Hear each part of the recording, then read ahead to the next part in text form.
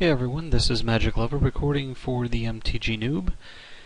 Just playing some Commander one-on-one action. Unfortunately, this game did not record while I was playing it. I guess I had the mic turned off, so this is actually just a recap using the replay. Showing off a game against Hazezon, which, green, red, white, lots of Excel removal, and can create an army pretty quickly. The only weakness of it being, if you can get rid of Hazezon, you can get rid of the army. Playing my Ghave spores one-on-one control build. So, enough mana to cast everything, some removal, some beaters. So I keep this.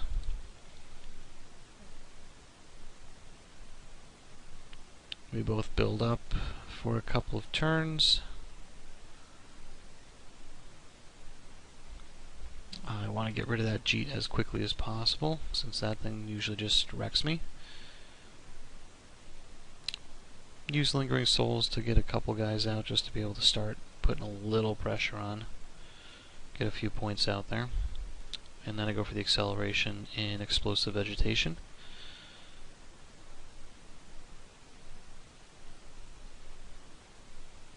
So it's pretty good. By turn 5 I've got 7 mana out. Now, one thing that's important to note here, as I always say, if you're going to play this guy, don't cast him unless you've got enough mana to respond to things that would put him into your library. Things like, Condemn or Chaos Warp, those kind of effects, because you do want to have access to this guy. He's not just, a color combination for you. You kind of do need his effects to win. So I do sack him in response to the Chaos Warp.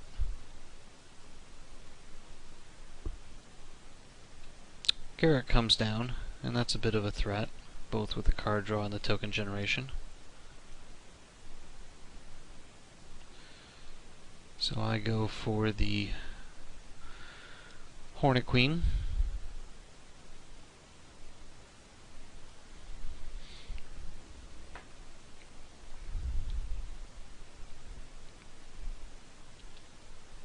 I swing at Garrett there, make sure he gets out of the picture.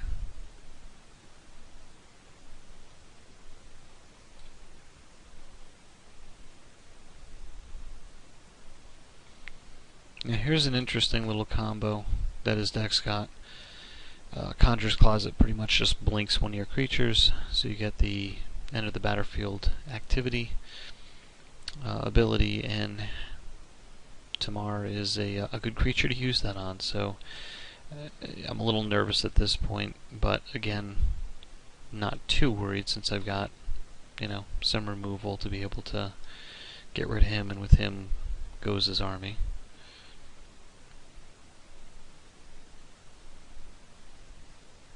So I do go for the Deathwind to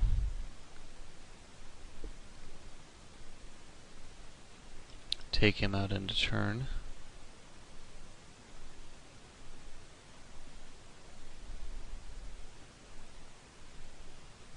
Which means he blinks his Captain of the Watch, getting more soldier tokens. I just keep putting the pressure on at this point. I'm attacking for for 12 in the air. And at which point he Chaos Warps, Warp Worlds. So if you haven't played against this, there's a lot of text there, and pretty much you want to have as many permanents on the board as you can when this resolves, because that's another card off the top that you get to look at and put into play if it's a permanent. So I take all the 1/1 counters off of my creatures in order to have more permanents to count towards my Warp World count. So what ends up happening here, because there's a lot to take in, and this is somewhat unfortunate, is that my Contagion Engine comes into play before all of his triggered abilities resolve, which means I don't catch any of his beast tokens. This is also an issue, given that with all the soldier tokens he's going to create, I can get fogged out of the game. He can attack with impunity, so that's an issue. But I do get, of importance, my Hornet Queen back, Vorinclex, Township, Cradle, and Engine, which is pretty much all I need to do really bad things. So I do, activate, proliferate, making up, pretty sizable army since he's already down to 9. And thankfully he does not have anything here that gives his guys haste, or he would have been able to swing for the win.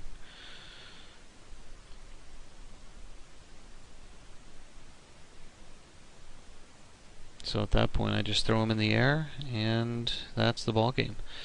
So anyway, interesting game.